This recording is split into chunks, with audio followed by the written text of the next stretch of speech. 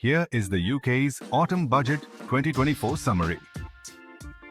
Public spending. The government plans to increase public spending by an average of £69.5 billion, or 2.2% of GDP, in 2025-26.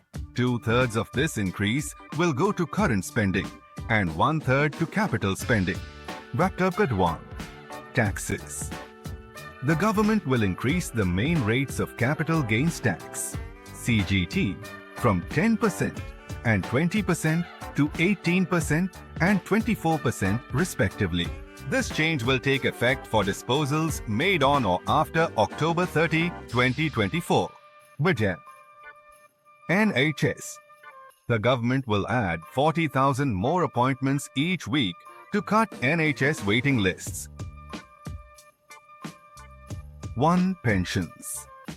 The government confirmed that basic and new state pension payments will increase by 4.1% from April 2025 to April 2026. Soft drinks levy.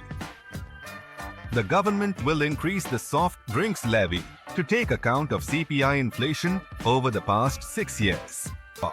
Car ownership arrangements. The government will publish draft legislation to close loopholes in car ownership arrangements. Tax revenues.